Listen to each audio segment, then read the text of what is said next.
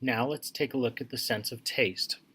Taste is perceived on the tongue, specifically on the superior aspect of the tongue, and it's actually perceived through papillae on the surface of the tongue, where we actually have taste buds embedded within them.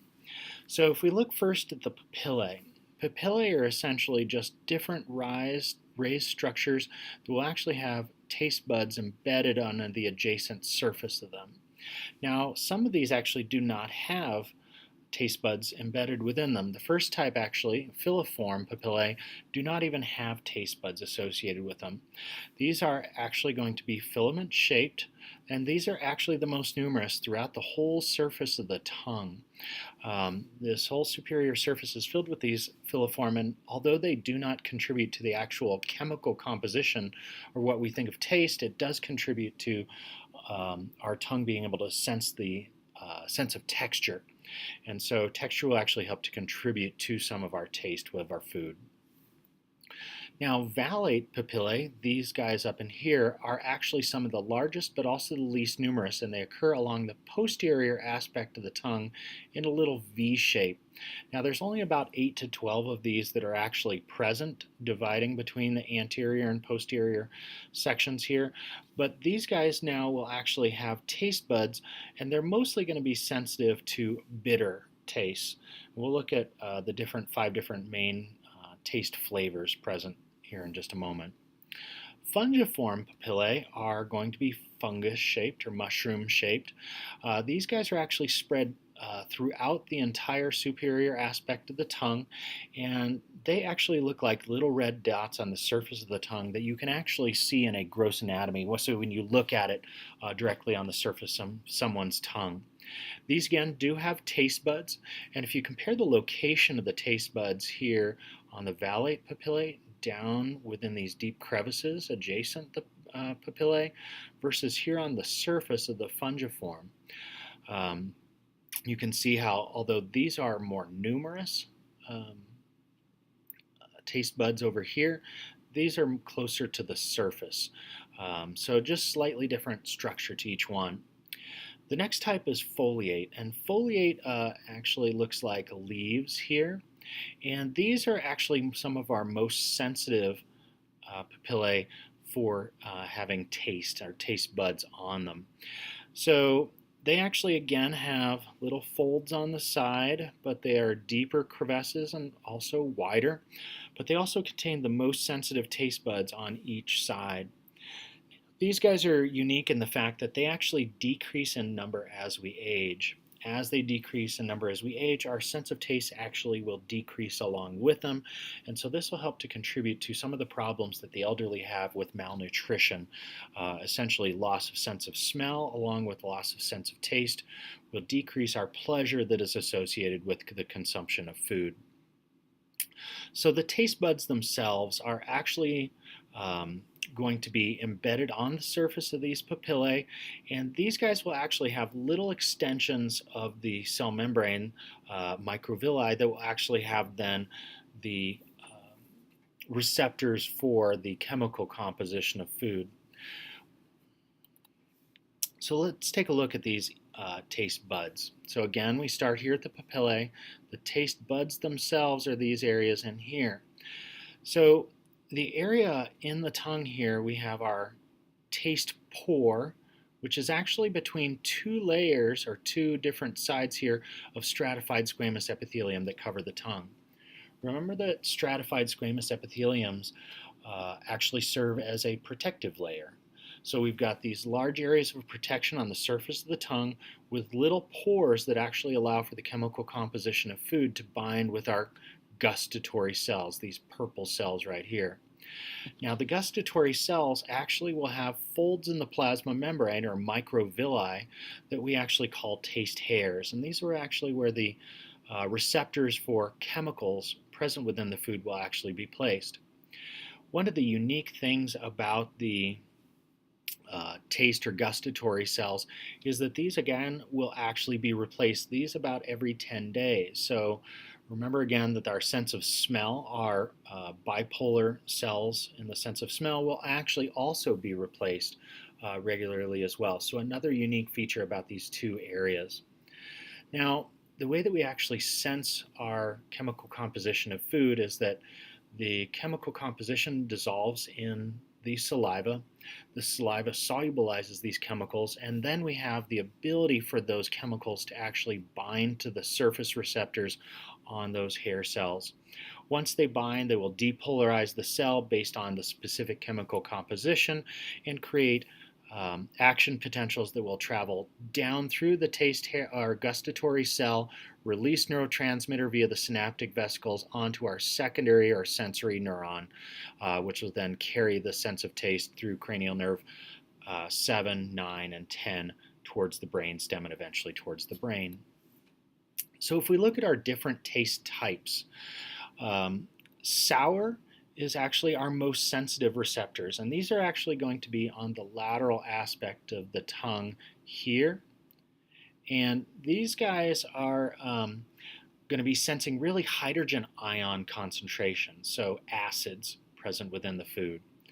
Now, salty foods and all as well as sweet are actually going to be felt more and sensed more towards the tip of the tongue here. So salty and sweet foods will have the most sensitive receptors in those areas. The salty as well as sweet will actually have the lowest sensitivity to different those tastes, but that's actually because we start to accommodate to those senses of or to those tastes, and that's actually because we want to crave these. Essentially, salts are sources of sodium, chloride, potassium, all which supply our electrolytes. And sweet is actually one of our big sources of energy. And so as we adapt to these, we actually will crave more of them for utilization within the body. So salty foods as well as sweet will be craved as a result of essentially these needs within them. Bitter is actually tasted mostly along the posterior aspect of the tongue. Bitter things actually tend to be alkaline, and they are known as alkaloids. So things with high levels of nitrogenous compounds, so things like ammonia, tend to be toxic to the human body. And so we are very, very sensitive to the sense of bitter because it kind of can be a warning sign to possible damage. Sweet, again, is perceived more on the tip of the tongue. Again, it shares the lowest sensitivity with salty, but it does sense things, carbohydrates, so lactose, which is milk sugar, sucrose, which is actually going to be table sugar, maltose, will be perceived on the tip of the tongue, but also some proteins, and we've actually utilized this to trick our taste buds using things like NutraSweet, which is also known as aspartame, will actually bind to the same receptors as the sweet receptors, giving us a sweet sensation, but without actually the source of carbohydrates. The last taste is umami or glutamate. This is sometimes referred to as savory. Savory generally refers to amino acids or protein, specifically binding of the glutamate amino acid. Now, this is spread actually throughout the entirety of the tongue, and again, this is going to be a taste type that is craved by humans. Proteins and specifically amino acids are utilized within all cells to create enzymes, to create parts of the plasma membrane, to create channels, to create the structure of muscles, our actin, our myosin, also structures that hold together the rest of the cells, the myofilaments. So lots of different taste types, and each one is unique. So taste is affected by a few things. Texture actually affects the perception of taste pretty highly. So when we taste a food, sometimes it is smooth, sometimes it is rough, sometimes it is grainy. All these sort of things will affect the flavor of food. So when we actually have these, remember that those are picked up by our filiform papillae that are picking up that sense of texture within the food. Now, temperature also affects the taste perception, and this is actually because chemical binding occurs at an accelerated rate under higher temperatures, and that binding actually decreases under lower temperatures. So colder foods, we tend to have stronger, more powerful flavors to feel that taste sensation, whereas hotter foods, we actually will tend to feel it more rapidly. Now, taste does have a very rapid adaptation, and this means that once we have a taste on the tongue, the perception of that taste actually decreases over time, and this is because of adaptation at the taste bud level, but also within the central nervous system. This is again a way for our body to sense differences in food. So we're not just getting salty, we're not just getting sweet, but what we do is we notice the difference between salty that we might eat first and then the sweet that follows. Another big thing to remember is that taste is heavily influenced by olfaction, or the sense of smell. When we're chewing food, we're constantly breaking down those particles and releasing chemicals to actually go onto the tongue to bind to our taste buds, but we also are then vaporizing some of those chemicals, and we'll actually, as we're chewing, we'll exhale through the nose, pushing some of those chemical composition up into the nasal cavity, and we actually will get the sense of smell, highly contributing to our overall sense of taste. You'll actually notice this the next time you have a cold or a sinus infection. As you try and eat the food that you have during that time period, you'll probably notice that you can perceive the sweet, the salty, the bitter, but maybe some of the more subtle tastes, the things that really make food pleasurable, are actually going to be highly influenced by our sense of smell rather than just by the tongue. We do have different thresholds for different flavors. Bitter is one of those ones that is going to be very sensitive because, again, these are oftentimes poisonous. Many of our medications actually are poisonous, but they also will taste bitter as a result of their chemical composition. So how do our major tastants, or essentially major molecules, actually affect our sense of taste? So let's first take a look at salt. So salt, remember, can be influenced by sodium, potassium, chloride, magnesium, calcium. All these salt compounds or ions will dissociate in water, and once they get in there, they're on the surface of the tongue here, where we will have a pore for that specific salt. Now, as something like a sodium penetrates through the plasma membrane of the gustatory cell, it will increase the sodium inside the cell, depolarizing that cell and causing it to depolarize. Now, if we look at how sours affect it, remember that this is really a reflection of acids or hydrogen protons present within the food. So here again, we've got hydrogen protons present. We've actually got three different mechanisms of action for sour foods. The first one is the same as our salts, where we have a pore, and the hydrogen ion actually penetrates through the pore, getting into the inside of the cell, and because it's positively charged, starting to depolarize. Another way that the acids affect is they actually will bind to surface cell receptors on the surface of channels. In this case, it is a potassium channel. So once the hydrogen ions bind, it will actually close this potassium channel, decreasing the amount of potassium that actually can exit the cell, which is high in concentration inside the cell, and again, further leading to depolarization. Another way of mechanism of action for our sour, our hydrogen ions, is to bind to the surface of another receptor here, which now again will open a channel, but in this case it is going to be again for a sodium, chloride, potassium, or a sodium potassium type of channel that will actually allow sodium to rush into the cell, and again causing depolarization. Now if we look at the next three, these are actually going to be more dependent upon secondary messengers, or G proteins. So let's first take a look at sweets. So a sugar or an artificial sweetener will bind to one of our integral proteins, our receptor on the surface of the cell, and that will actually cause a second messenger, our G protein, to actually change conformation or change shape. Now that alpha subunit will actually detach, and it will actually attach to this molecule here, adenylate cyclase. Adenylate cyclase will actually have the ability to convert ATP, or energy, to cyclic AMP. Once cyclic AMP starts to build up inside the cell, it will actually attach to kinases, which will then phosphorylate a channel. Now in this case, again, it is going to be closing a channel, And once we close this potassium channel, potassium again can't leak out, and so the potassium charges increase inside the cell and will actually cause depolarization. Another similar sort of thing happens down here in bitter, where again we have our secondary messenger. So our bitter molecule binds to the receptor. The receptor causes a change in conformation or change in shape of the G protein. The alpha subunit dissociates, and it actually will attach to phospholipase C.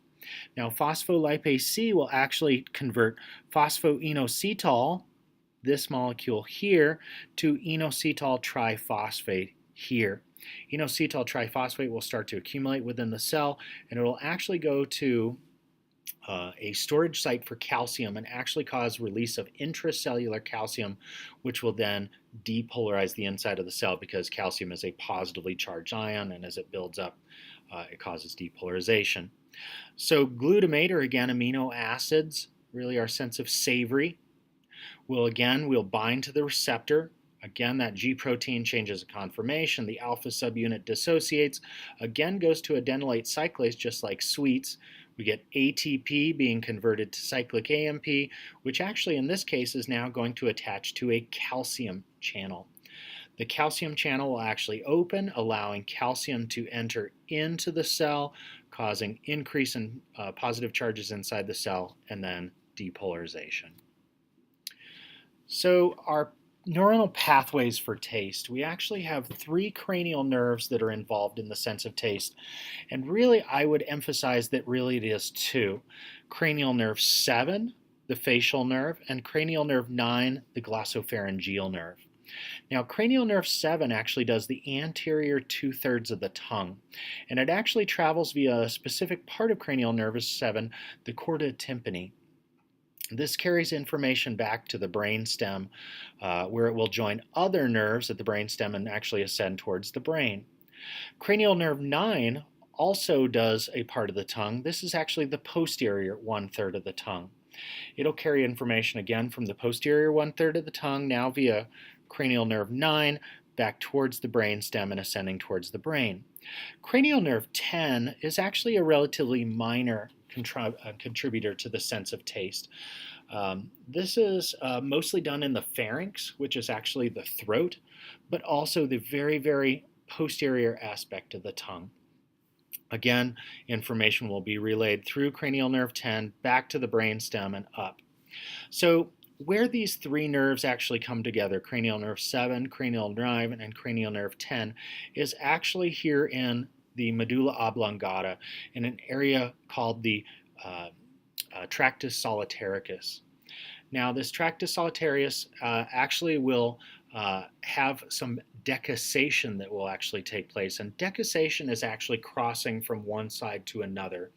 So information coming in from the right side of the tongue will get to the medulla oblongata.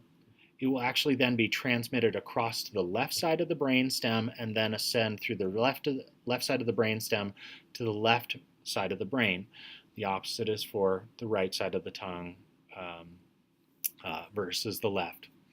So once information actually leaves the medulla oblongata, it heads towards an area called the thalamus. And the thalamus, I want you to think of as a routing center. It essentially pre-processes the information and routes it to the appropriate areas of the brain for further processing. So in this case, the thalamus is actually going to send it to our taste area of the cortex, which is the most inferior portion of the postcentral gyrus. Remember that the postcentral gyrus is just posterior to the central sulcus, dividing the anterior or the frontal lobe from the parietal lobe.